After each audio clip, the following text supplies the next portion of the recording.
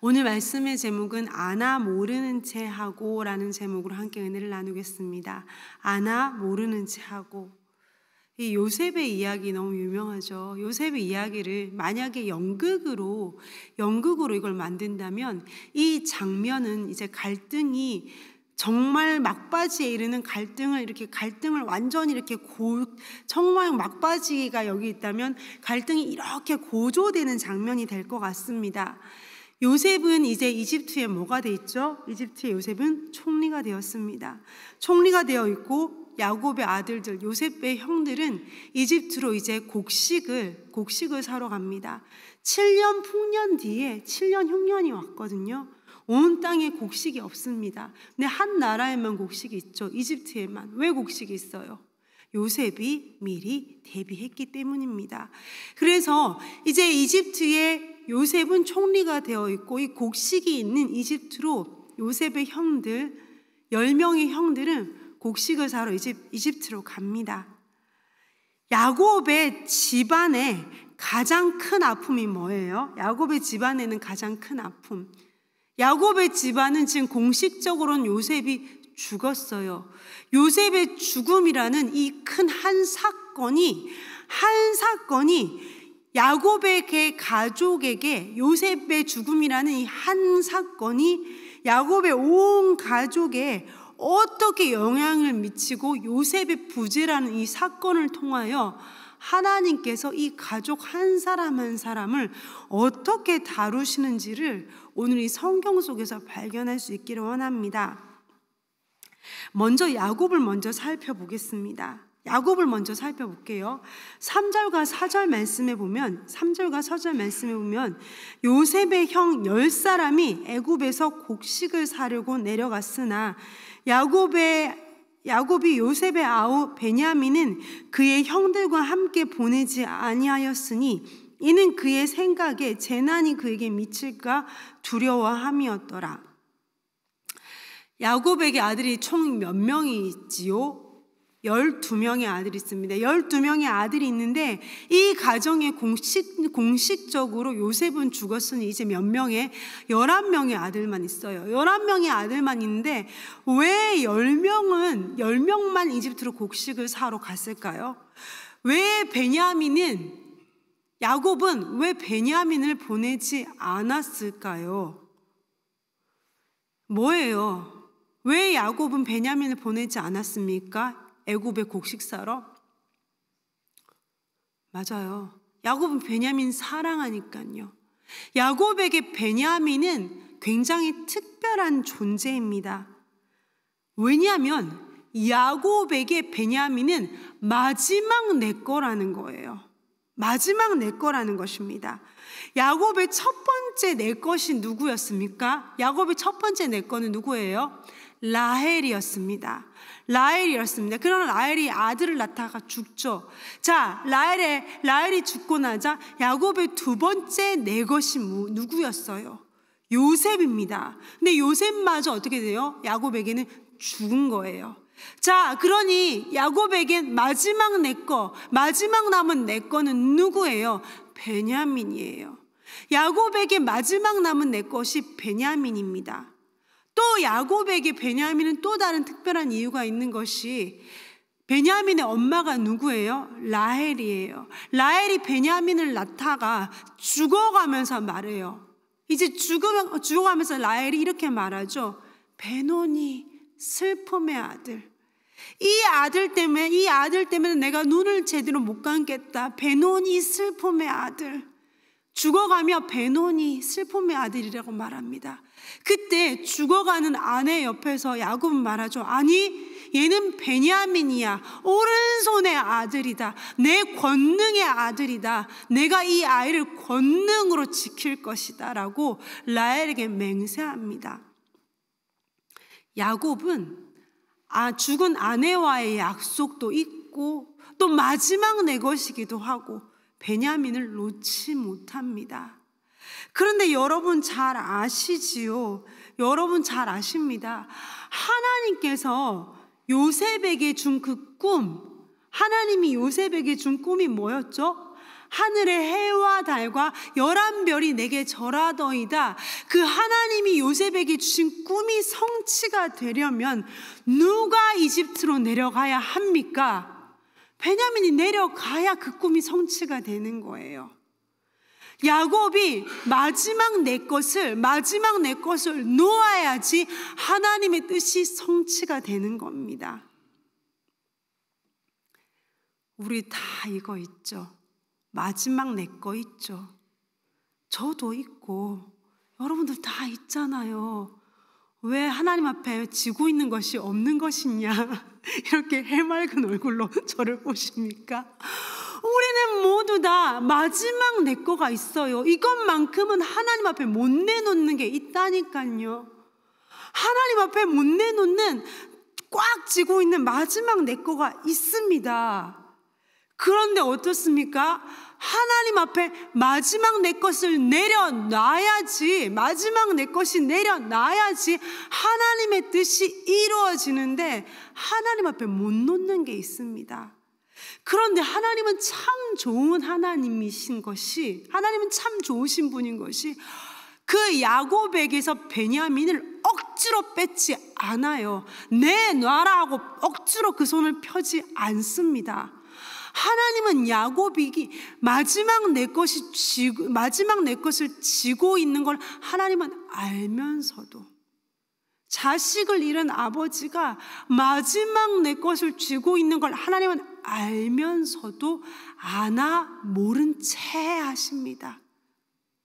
상황을 통해 그가 자기 손으로 내려놓게 하시지 억지로 뺏지 않습니다. 아나 모른 채 하신 하나님이시죠. 그 좋으신 하나님은 여러분의 인생 속에, 저의 삶 속에, 여러분과 저의 삶이라는 역사 속에서 우리가 못 놓고 있는 것을 아십니다. 마지막 쥐고 있는 내 것을 아십니다. 그 좋으신 하나님은 억지로 그것을 펴게 하지 않으세요. 우리의 삶이라는 역사를 통해 하나님은 자연히 우리가 그것을 내려놓게 하십니다. 하나님은 아나 모른 채 하시는 은혜의 하나님이십니다. 요셉의 부재라는 상황은 야곱에게 이러한 삶을 만들어냅니다.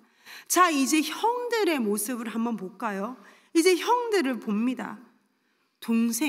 피를 나눈 동생 요셉을 미디안 노예상들에게 동생을 팔고, 미디안 노예상들에게 피를 나눈 동생 요셉을 팔고, 이 형들의 삶은 어떠했을까요?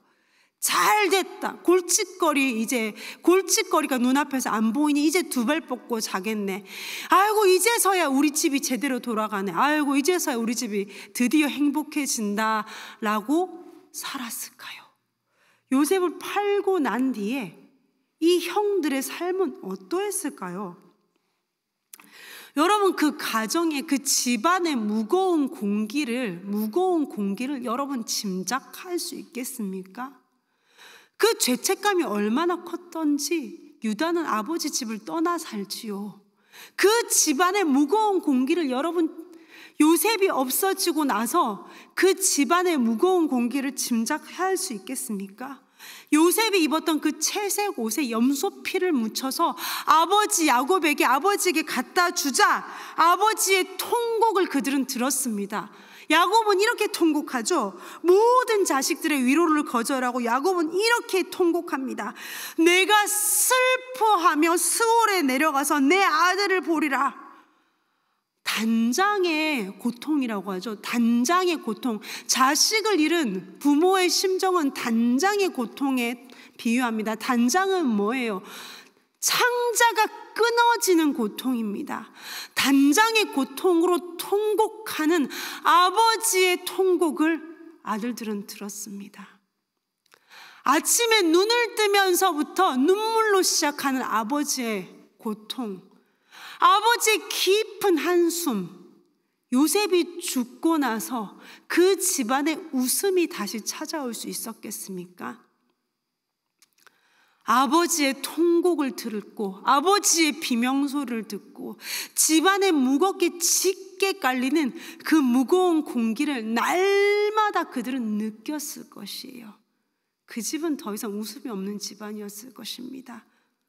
그 어두운 고통의 집안을 그들은 살면서 그 10명의 형들은 뭘 생각했을까요?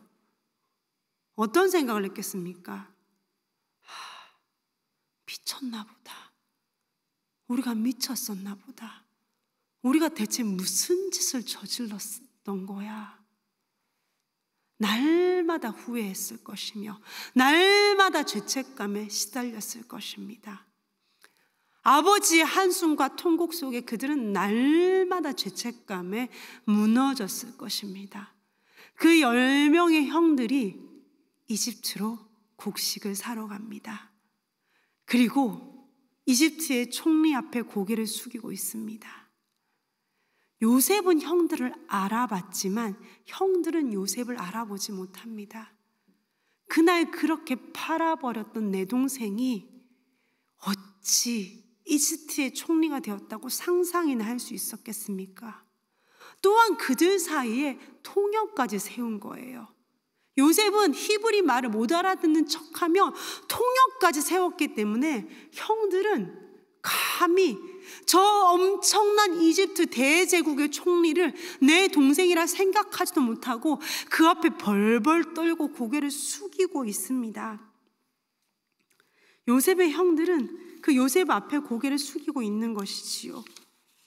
근데 여러분, 요셉을 한번 생각해 볼까요? 왜 형들을 못 알아보는 척을 했을까요? 아직 미움이 남아서 원망스러워서 저것들이 드디어 내 앞에 왔네. 때가 되었다. 니네도 한번 팔아보리라. 미움이 남아서 못 알아보는 척 했을까요? 사실 이미 요셉은 형들을 용서했습니다. 요셉이 눈물을 흘렸다는 거기서 이미 그거 끝난 거예요.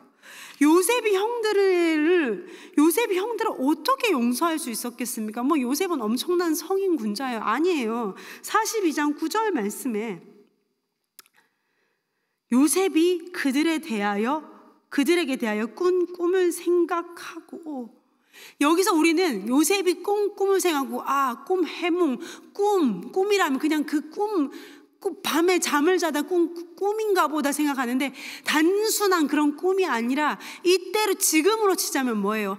하나님의 뜻을 생각하고 하나님이 나에게 주신 말씀을 생각하자 미움과 원망이 아니라 그 모든 것이 풀어지더라는 것입니다. 하나님이 자기에게 주신 하나님의 뜻이 생각이 딱 나니까 퍼즐 조각처럼 보디발의 집에서 노예 생활하며 보디발의 집안에서 노예 생활하며 지하 감옥에서 죄수로 생활하며 도무지 이해되지 않았던 그 꿈, 내가 이렇게 보디발의 집에서 노예 생활을 하는데 대체 그때 그 꿈은 뭐란 말인가? 지하 감옥에서 죄수로 생활하며 도대체 그 꿈은 뭐란 말인가?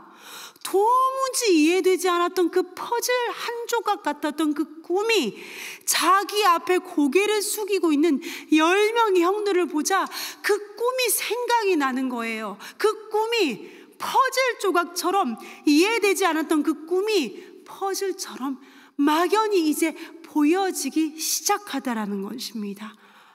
그 꿈이 이거였나 보다. 하나님의 뜻을 생각하자 원망과 분노가 아니라 그 꿈 앞에, 하나님의 뜻 앞에 요셉은 신중해지더라는 것입니다. 그래서 섣불리 형들을 아는 척하지 않고 한 발 뒤로 물러서서 하나님의 뜻을 생각합니다. 그리고 하나님의 뜻을 이루려면 내가 어떻게 해야 될까? 요셉은 신중하게 접근하기 시작합니다. 형들은 이제 요셉 앞에 이렇게 말합니다. 13절. 요셉이 못 알아보는 척하고 너네 스파이지라고 하자 13절에 형들이 이렇게 말하죠. 13절에 그들이 이르되 당신의 종 우리들은 12형제로서 가나안 땅 한 사람의 아들들이라. 막내 아들은 베냐민이죠. 오늘 아버지와 함께 있고 또 하나는 없어졌나이다. 요셉을 이야기하는 것입니다. 여러분, 이 한마디에서, 형들의 이 한마디에서 알 수 있지 않습니까? 형들은 굳이 언급하지 않아도 되는 요셉의 존재를 언급하더라는 겁니다. 이렇게 말할 수도 있어요. 총리님, 우리는 한 아버지의 아들 11명의 아들인데 한 명의 아들은 아버지와 그 생명이 결탁되어 있기 때문에 아버지와 함께 있고 우리 10명만 온 거예요 라고 말할 수 있는데, 원래 우리는 12명이었는데 한 명은 아버지와 생명이 결탁되어 있어서 한 명은 아버지와 함께 있고 한 명은 없어져 있나이다. 굳이 요셉의 존재를 언급하지 않아도 되는 요셉의 존재를 언급하더라는 것입니다. 이거는 무슨 말이에요? 이건 무슨 말입니까? 요셉의 형들은 요셉을 팔아버린 그날 이후로 단 하루도 그 죄책감에 한시도 편한 날이 없었더라는 것입니다. 그들의 마음속에서 요셉의 존재는 하루도 잊혀지지 않았다라는 것입니다. 어떻게 보면 그 형들은 그 이후에 그들의 형제들의 모습을 보면 그들에게 닥치는 그 모든 무서운 상황을 옥에 갇히고 시몬이 잡히고 하는 그 모든 무서운 상황들을 지난날 우리가 요셉에게 그 끔찍하고 무서운 짓을 저질렀기 때문에 이 그 죄에 대한 대가가 우리에게 임하는구나. 지난날 그들의 무서운 죄의 대가로 그들은 이해합니다. 그래서 28절에 가면 형들이 이렇게 얘기하죠.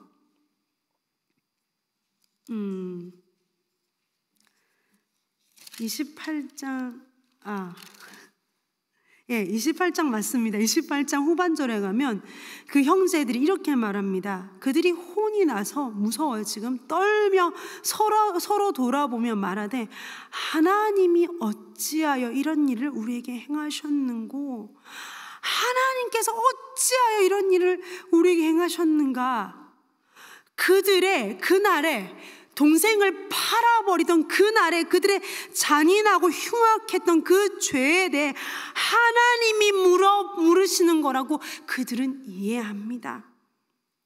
사실 그들의 과거를 보면요, 이 형들의 과거를 보면 그들은 하나님이 없었던 것처럼 살았습니다.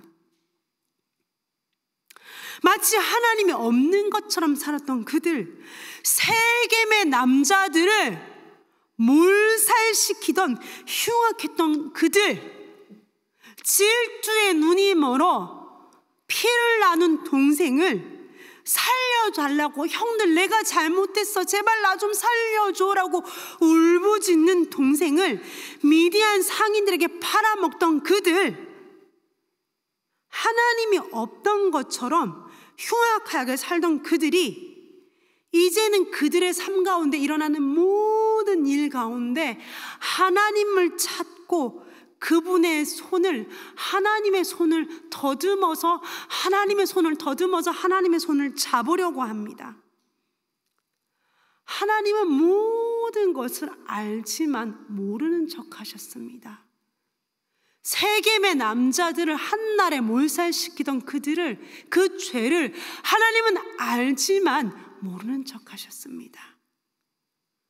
울부짖는 동생을 팔아먹던 그날의 그 끔찍했던 그들의 죄를 하나님은 알지만 모르는 척 하셨습니다. 마지막 내 것을 붙들고 하나님 앞에 내려놓지 못하는 그 연약한 아버지를 알지만 모르는 척 하셨습니다.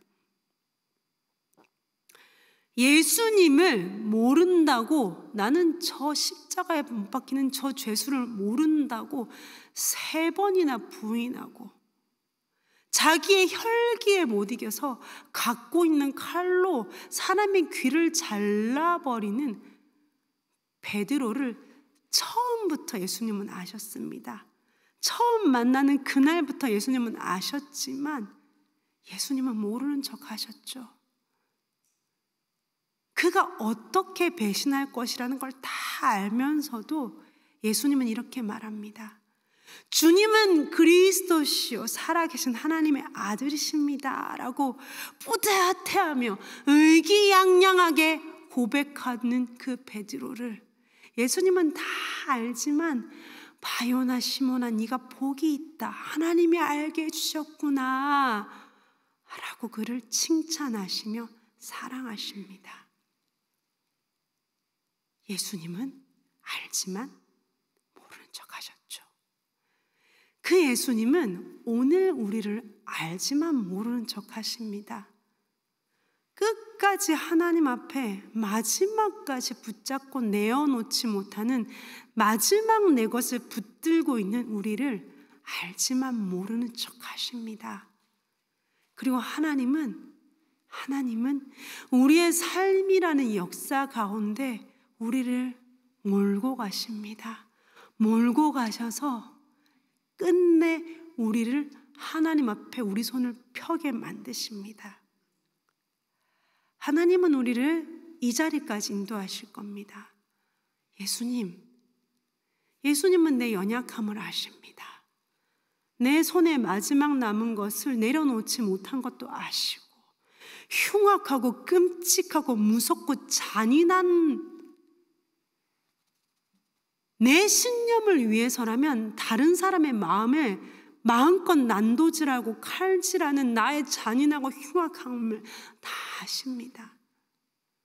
내가 이런 걸 주님 다 아십니다. 내가 주님을 사랑한다라고 말하는 이 고백마저도 진짜인지 가짜인지 사실 전 모르겠습니다.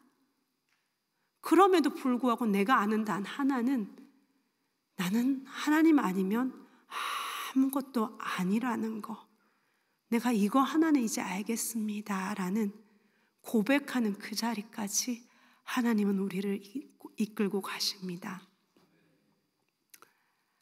우리의 삶의 모든 연약하고 부족하고 끔찍하고 잔인하고 다 아시면서, 하나님 다 아시면서 모르는 척 하십니다. 하나님은 우리를 억지로 손을 펴게 하신 하나님이 아니시죠. 내 삶이란 역사 가운데서 하나님은 우리를 완성의 자리로 인도하십니다. 그 하나님의 은혜에 의지하고 오늘의 하루하루를 한 걸음 한 걸음 주님 손을 붙잡고 사는 저와 여러분 되시기를 간절히 기도합니다.